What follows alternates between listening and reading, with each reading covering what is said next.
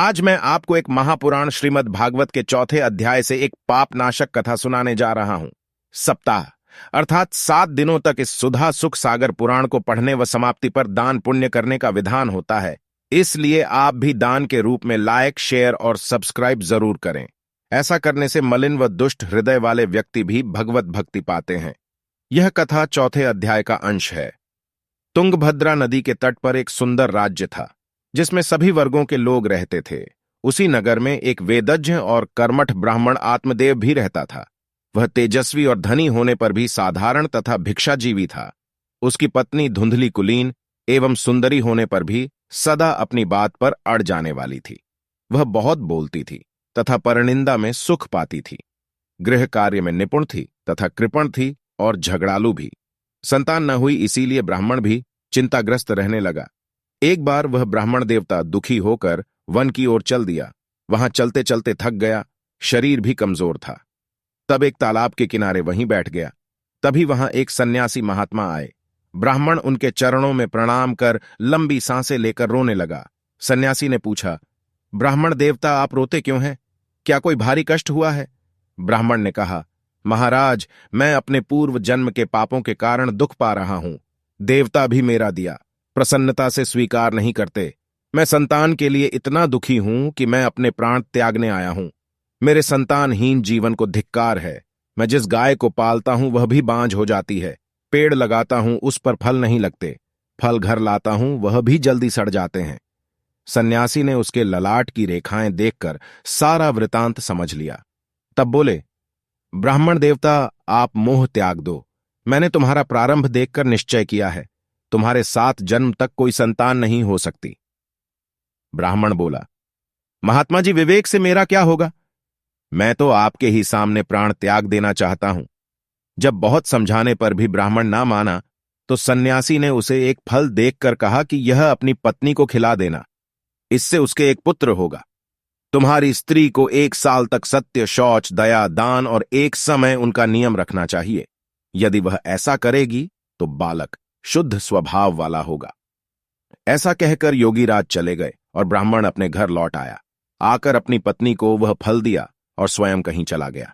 जब ब्राह्मण ने अपनी पत्नी को वह फल दिया तो वह रो रोकर अपनी सखी को कहने लगी कि सखी, मुझे तो बड़ी चिंता हो रही है। मैं तो यह फल नहीं खाऊंगी। फल खाने से गर्भ रहेगा और पेट बड़ा हो जाएगा। फिर मेरी शक्ति भी क्षीण हो जाएगी। घर का काम कैसे होगा?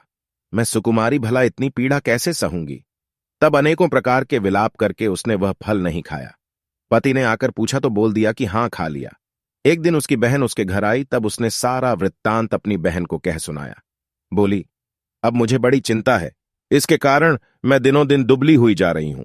बहन ने बोला कि मेरे पेट में बच्चा है।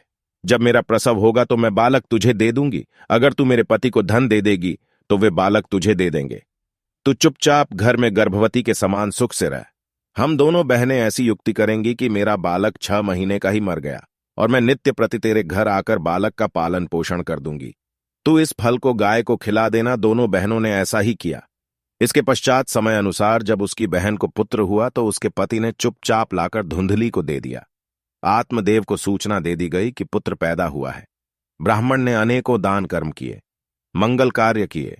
धुंधली ने अपने पति से कहा कि मेरे स्तनों में दूध ही नहीं है, फिर गौ के दूध से इस बालक का पालन पोषण कैसे करूंगी? ऐसा करते हैं कि मेरी बहन के अब भी बालक हुआ था, वह मर गया है, उसे कुछ दिन यहीं रख लेते हैं। पुत्र की रक्षा के लिए आत्मदेव ने ऐसा ही किया। माता धुंधली ने उस बालक का नाम धुंधकारी रखा। 3 महीनों के पश्चात गाय को भी एक मनुष्याकार बच्चा हुआ। वह सुंदर, कांतिमय, दिव्य, निर्मल था। उसे देखकर ब्राह्मण को बड़ा आनंद हुआ। सभी लोग अचंभित थे कि आत्मदेव के घर गाय को भी दिव्य रूप बालक उत्पन्न हुआ है। आत्मादेव का तो भाग्य जाग गया। आत्मदेव ने स्वयं उसके सारे संस्कार किए।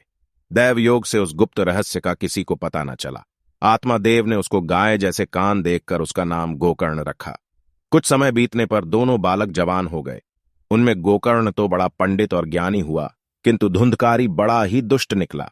वह क्रोधी स्वभाव वाला तथा खान पान का कोई परहेज न करने वाला हुआ। स्नान, शौचादि, ब्राह्मणोचित आचारों का उसमें नाम भी न था। दूसरों की चोरी करना, लोगों से द्वेष बढ़ाना उसका स्वभाव बन गया था। हिंसक प्रवृत्ति के कारण अस्त्र शस्त्र धारण किए रहता था। वेश्याओं के जाल में फंसकर उसने अपने पिता की सारी संपत्ति नष्ट कर डाली। एक दिन जब सारी संपत्ति स्वाहा हो गई, तब ब्राह्मण जोर जोर से रोने लगा कि इससे तो इसकी पत्नी बांझ रहती, कुपुत्र तो बड़ा दुखदाई होता है।